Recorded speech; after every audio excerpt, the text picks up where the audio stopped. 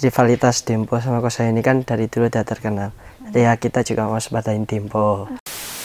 Ya peran dari pihak orang tua coach itu pasti sangat besar karena mereka kan yang selalu nge-support kita.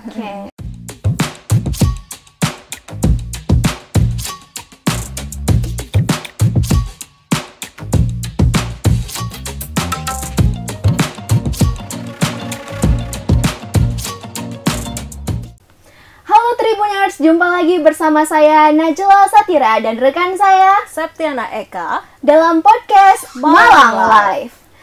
Musim lalu Kosayu mencatat sejarah dengan berhasil meraih gelar luar biasa, yaitu pemenang baik tim putri maupun tim putra di DBL Malang tahun 2024. Dan tahun ini tim basket Kosayu baik tim putra maupun tim putri kembali lolos ke babak playoff. Tentunya ini sebuah pencapaian yang luar biasa, bukan soal menang di lapangan, tapi juga hasil dari identitas permainan, mentalitas, dan budaya tim yang tentunya sangat kuat.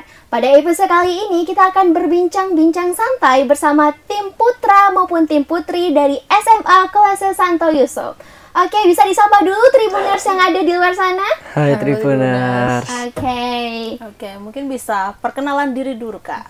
Saya Farel dari SMA Kosayu sebagai tim kapten dari basket putra. Saya Anet dari tim kapten tim putri cewek Kosayu.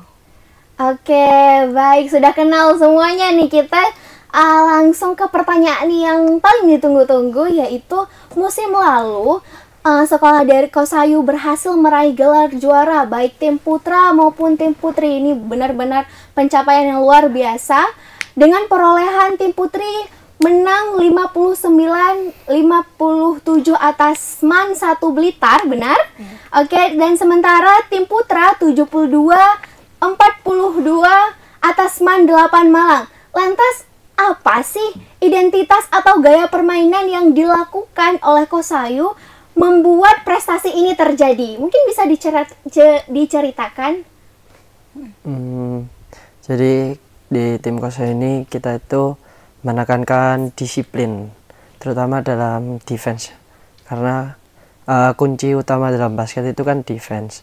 Jadi kalau defense kita disiplin bagus, itu nanti kita bisa mainnya itu lebih santai, lebih gampang. Berarti kuncinya ada di kedisiplinan ya. Betul. Waduh, menarik ya. Lanjut ke tim putri. Mungkin emang kita juga yang dari tim putri juga fokus sama defense-nya juga, sama kita juga jalanin untuk offense-nya, kita jalanin strategi offense-nya, kita latihannya lumayan sering buat jalanin strateginya supaya jalan pas lawan yang berat gitu. Oke, berarti dengan melakukan latihan yang sering ya, latihan yang rutin seperti itu. Nah Kak, kalau misalkan dari semua musim lalu ya, momen apa sih yang paling mengubah kepercayaan diri tim gitu? Misalkan seperti tim putri gitu, berhasil menyingkirkan SMA Negeri 3 Malang dengan skor 61-55 di semifinal. Kira-kira seperti apa? Sebenarnya awalnya kita juga yang masih ragu-ragu bisa menangin atau enggak sih.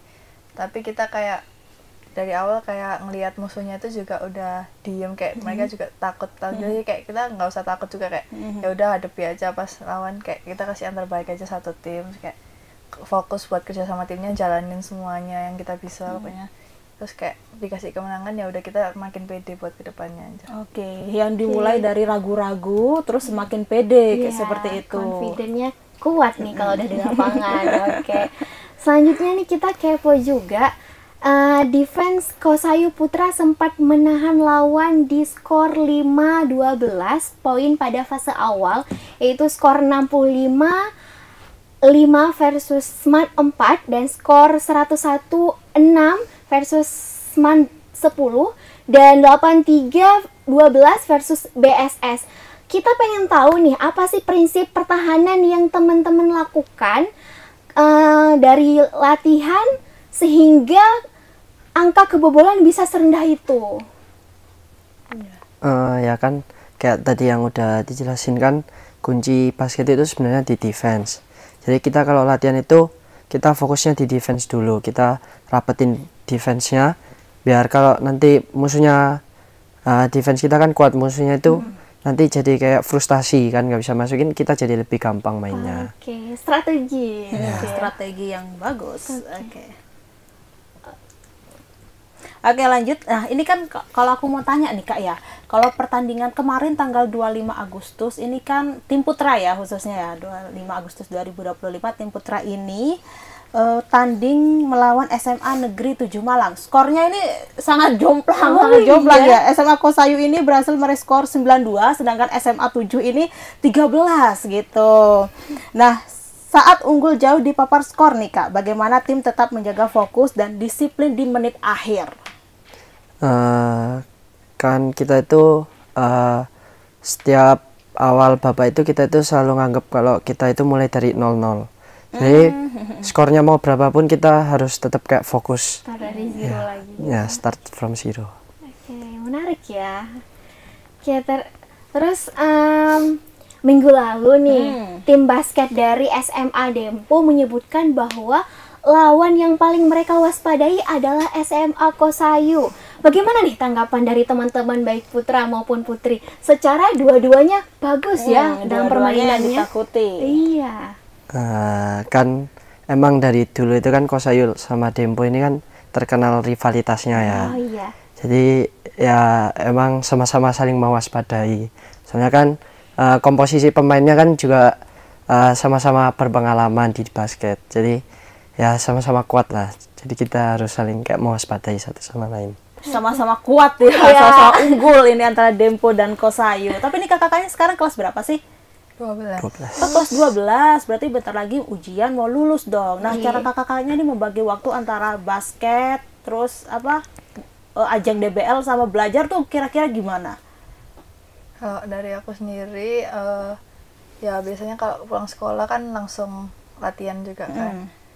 Ya, jadi kalau pas di kelas ya sebisa mungkin dengerin, tapi kalau udah pas pulang latihan ya udah fokus latihan, kayak nggak usah mikirin tugasnya dulu. Pas pulang baru kayak kalau masih ada waktu yang ngerjain tugas-tugasnya gitu. Kalau udah selesai ya cepet istirahat biar latihan berikutnya bisa lebih fokus. Oke, Lanjut. jadi mindful ya. Mindful. Ya sama sih, kayak sebisa mungkin kan karena waktu kita di luar sekolah ini kan kepotong sama latihan, jadi sebisa mungkin kita fokus waktu di sekolah, biar kalau misal nggak sempat belajar kan setidaknya ada yang kita dapat waktu di sekolah. Sama ya bagi waktu buat istirahatnya. Bagi waktu istirahatnya. Ya. Nah, cara mengatur waktu istirahatnya aku kira-kira seperti apa Kak? Ya kalau misal ada tugas selesai latihan itu cepet dikerjain biar nggak ketiduran. Kalau Boleh ketiduran ditunda-tunda ya. Iya, betul, bersegeralah. Oke, nah ini kan katanya tim putra dan putri ini sama-sama masuk ke babak playoff. Iya, Wow, luar menarik. biasa prestasinya. Nah, kira-kira apa tantangan terbesar yang dihadapi oleh tim dibanding babak penyisihan itu, Kak? Iya. Kalau playoff kan timnya itu yang lolos kan pasti yang kuat-kuat.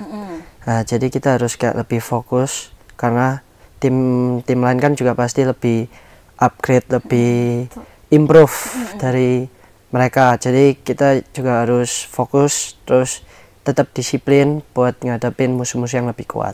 Oke, pokoknya harus disiplin aja ya, Betul. latihan terus yang kuat gitu secara disiplin. Kalau menurut Kak Anet? Kurang lebih sama sih, kita ya pokoknya nggak usah takut buat ngadepinnya, tapi kayak kita tetap fokus, nggak ngeremehin lawan juga, fokus terus ya saling nyemangatin satu sama lain antar timnya juga sih. Oke, fokus dan nggak boleh ngeremehin lawan Betul, gitu. betul sekali. Nah, selanjutnya kalau misalnya SMA Dempo menyebutkan bahwa tim yang paling diwaspadai adalah SMA Kosayu, gimana kalau misalnya SMA Kosayu ini siapa sih tim yang paling diwaspadai? Iya, yang paling takutin nih. Aduh, Gimana? Siapa nih? Kayak yang tadi bilang kan rivalitas Dempo sama Kosayu ini kan dari dulu udah terkenal. Ya kita juga mau waspadai Dempo. Oke, begitupun sebaliknya Iya, rupanya. berarti sama-sama Begitu, mewaspadai nih antara Iya. Kosayu dan Dempo, luar biasa. Bagaimana menjaga kekompakan tim gitu Kak saat tekanan pertandingan playoff semakin tinggi? Kekompakan tim, menjaga kekompakan tim. kita kalau misalnya biasanya kalau musuhnya yang lebih berat gitu kan biasanya teman-temannya ada yang nervous pas masuk lapangan atau gimana. Ya kita kayak guyon-guyonin aja sih, kayak nyemangatin satu sama lain, kayak nggak usah takut lah, pokoknya kayak jalanin aja, kita kasih yang terbaik aja, nggak usah takut buat ngadepin musuhnya nanti itu siapa. Ya udah fokus aja sih, kayak pasti bisa kalau fokus, kayak pokoknya kasih yang terbaik, hasilnya mau menang mau kalah kayak ya udah itu hasilnya. Ya udah, namanya penting juga sudah pertandingan, yang sudah penting sudah memberikan berjuang, memberikan yang terbaik untuk Kosayu. Apalagi yang supporter tuh biasanya juga. Iya. Wow, di tribun itu sangat ramai. Wow. Supporter Luar itu kan biasa. juga apa ya, mendukung, Ikut menyuarakan ya. ikut menyemarakan pemain-pemain basket seperti itu. Itu kan juga perannya juga luar biasa kan bagi tim-tim basket Kosayu supporter itu. Itu nama supporternya apa kira-kira? Wain Mania. Wain Mania. Oke, ya. Ya, menarik. Oke, selanjutnya kalau kita udah bahas tentang kekompakan, kita juga penasaran nih, gimana sih strategi yang dilakukan oleh tim basket Kosayu, baik putra maupun putri, untuk meraih kembali juara di tahun ini? Iya, dua-duanya kan juara 2024. Benar. Ya, strategi apa nih yang bisa meraih juara di tahun ini? Jadi kita kadang kan tim putra sama tim putri ini kadang latihannya itu dibarengin. Oke. Jadi biar kita makin dapat chemistry-nya, saling ngedukung satu sama lain. Unik ya. Unik, latihan bisa jadi bareng-bareng. kunci. Iya, oke. Iya. Sama sih, mungkin dari kitanya masing-masing, kak, per tim cowok ceweknya juga kita pasti ngefokusin sendiri pattern kayak strateginya. Pasti kita juga kayak ya ngejalanin kayak pas latihannya kayak semaksimal mungkin, sefokus mungkin, kayak dibuat kondisi pertandingan jadi kayak pas tandingnya udah siap buat mempertahanin menang kalau bisa. Oke. Menang kalau bisa. Kembali lagi kayak tadi, do the best. Oke. Nah, ini kalau misalkan tandingnya kapan kira-kira tanding lagi?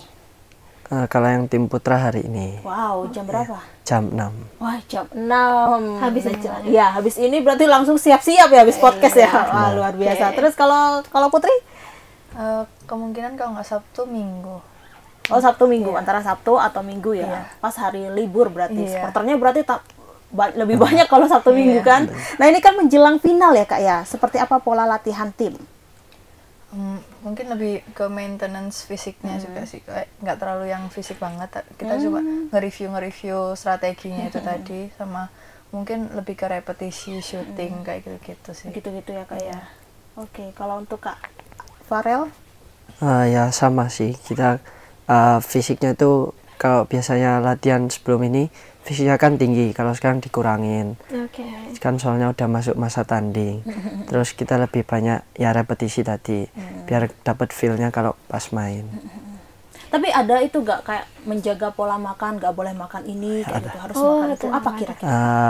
Kalau dari coach sih kita nggak dibolehin es, sambal itu nggak boleh. Sambal? Iya, sambal. Gak boleh, takutnya pertandingan pas sakit perut ya. Terus? Sama ya itu sih, istirahat yang cukup. Istirahat yang cukup ya, Kak ya. Oke, kalau misalnya tadi sudah disebutkan pengulangan latihan. Oke, mungkin bisa nggak sih diceritakan bagaimana sih cara dari kakak-kakak ini untuk mencegah overtraining? Karena kan kita juga selain do the best, tapi kalau udah kelewatan latihan juga bahaya gitu. Itu gimana? Ya kita kalau misal latihan itu ada jeda sehari. Jadi misal Senin kita latihan, Selasanya kita rest. Nah, rest itu kadang kita buat kompres, pakai es. Terus pijet, kadang ada yang pijet, ya visio mungkin, biar ototnya nggak over gitu. Ya. Sebuah trik. Oke. Kalau untuk kakak Anetnya? Sama sih, cuman kayak ya sebelum latihan, setelah latihan tuh kayak ya pemanasan pendinginan lah, biar nggak capek aja otot-ototnya habis latihan. Sama kayak visio atau pijet kayak gitu-gitu kalau di hari libur. Berarti harus pemanasan dulu ya, Kak ya. Takutnya tiba-tiba Kram. Di pertandingan kan repot juga ya. Nah, ini kalau misalkan momen paling menekan atau momen bikin tertekan yang tim alami musim lalu atau musim ini kira-kira apa dalam pertandingan basket? Kalau musim ini sih karena kan kita tahun lalu juara, jadi kita pasti ada beban tersendiri buat juara lagi. Mempertahankan Ya. juara gitu ya, itu yang lebih berat Ya, ya. paling berat. Jadi kita kayak kan dari pihak luar kan juga ada kayak masa tahun lalu juara tahun ini enggak. Jadi pasti tekanannya kuat. Jadi apalagi kalau misal ketemu musuh yang kuat kayak Blitar.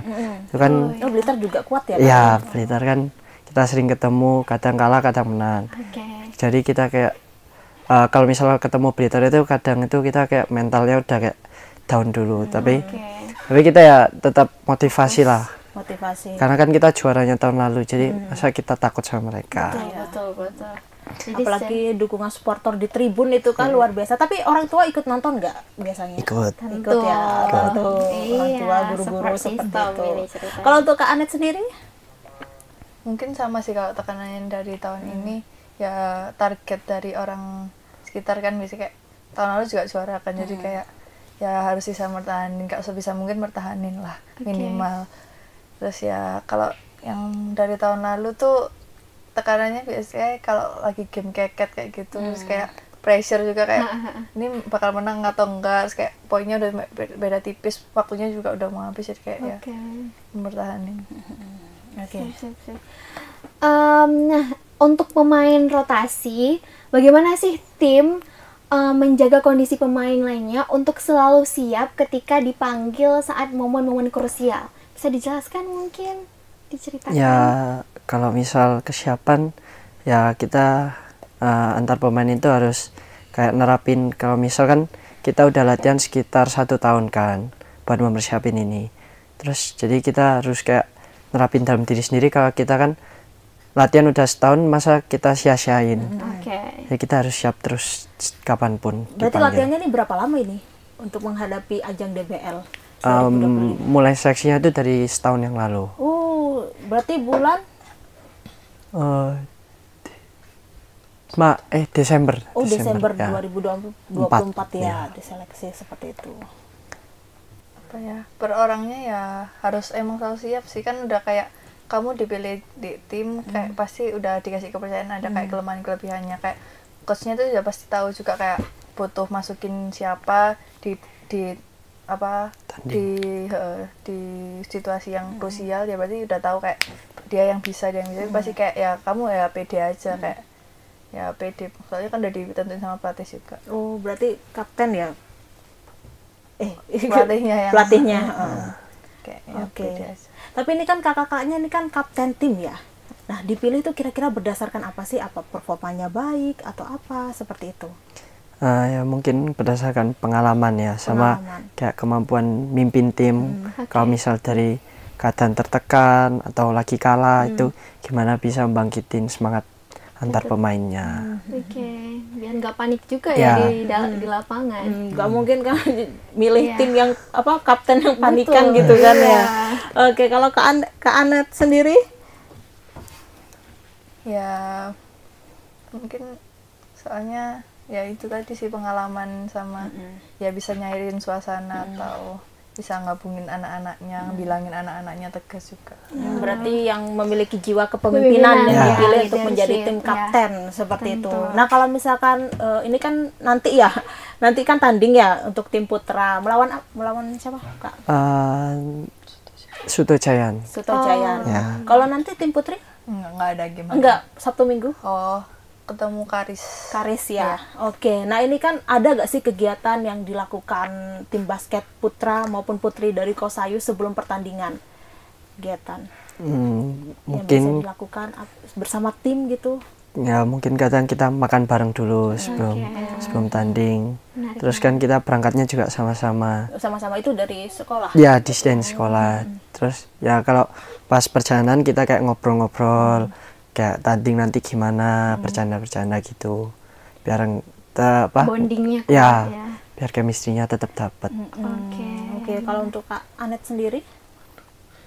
Sama aja sih, kayak ya kumpul kayak datang bareng terus kayak ngobrol-ngobrol dulu ya, sama aja kurang lebih sama gitu aja ya. Iya. Oke, kalau teman-teman kakak-kakak yang di sini bisa kasih pesan buat adik-adik yang masuk program basket di SMA Kosayu, bisa diceritakan apa sih kebiasaan harian yang bisa menaikkan level permainan di lapangan nih? Oke, mungkin adik-adik mau tahu juga. Mungkin tetap setiap saat itu jaga kondisi, kayak makan makanan yang sehat, teratur, istirahatnya cukup. Terus kalau misal ada latihan, pemanasan pendinginannya jangan lupa. Oke. Terus sama ya rajin latihannya. Oke, kalau dari Kak Anet gimana? Ya kualitas latihannya, tiap latihan kayak lakuin yang semampu kalian supaya bisa tiap latihan itu berkembang. Ya jaga makan, jaga semuanya, pola. Oke, ya itu pesan dari kakak-kakaknya buat adik-adik yang mengikuti program basket juga di SMA Kosayu. Oke, jika pendengar podcast ini adalah pelatih atau pemain SMA lain ya Kak ya, satu prinsip praktis dari Kosayu yang bisa langsung mereka tiru di latihan besok itu kira-kira apa? Disiplin. Disiplin. Oke. Oke, pokoknya disiplin. Disiplin itu kuncinya, kunci utama. Gimana Kunci utama. disiplin. Bener loh kata Kak Farel itu, disiplin adalah kunci utamanya. Oke, kalau untuk Kak Anet? Tanggung jawab. Tanggung Oke, jawab. Oke. siap. Disiplin dan tanggung jawab. Dan do the best lagi. Ya. Oke. Mungkin yang terakhir ini, kalau kita ngomongin perjalanan musim lalu, pasti ada dukungan besar dari orang tua, pelatih, dan alumni tentunya. Menurut kakak-kakak di sini, seberapa besar sih kontribusi mereka sampai akhirnya bisa mengangkat juara kembali di DBL tahun 2025 ini? Ya, peran dari pihak orang tua coach itu pasti sangat besar, karena mereka kan yang selalu nge-support kita, ngebimbing kita. Jadi mereka itu kalau misal datang di lapangan itu kayak boost tersendiri gitu buat kita. Ya, jadi kita ya sebisa mungkin nggak sia-siain dukungan dari mereka. Oke. Gitu aja. Kalau dari Kak Anet gimana nih? Ya kayak kan supporternya juga udah semangat buat kayak, kan mereka juga lembur buat kayak Prepare. Koreo, ya, ya. prepare-nya. Ya. Terus kayak ya kita nggak bakal sia-siain kayak dukungan dari orang tua juga yang biasanya antar jemput atau yang nyediain kita apa. Terus kayak ya nggak nyanyain lah, kasih yang Terbaik. baik. Oke, lagi-lagi do the best. Oke. Nah, ini sebelum penutup nih Kak, aku pengen tanya nih kepada Kak Anet dan Kak Farel. Kira-kira menyukai basket tuh sejak kapan? Kalau aku kelas 4 SD. Oh, 4 Wow, SD. menarik berarti Ya. ya. Kalau Kak Anet sendiri? Sama sih kelas 4 SD. Oh, mulai 1 SD soalnya. Oh, 1 SD. satu Iya, sekolah. iya. Oke. 1 SD, SMP bareng? Enggak SMA-nya bareng. Bertemu kembali di SMA. Iya, bertemu kembali. Oke. Sama-sama menjadi kapten Berarti juga. mulai menyukai basket dari SD ya, kelas 4 itu. Tapi orang tua mendukung ya. Dukung. Dan itu poin paling plus ya. Kalau misalnya memang sudah didukung, apa salah kita maksimalkan. Benar. Ya. Oke.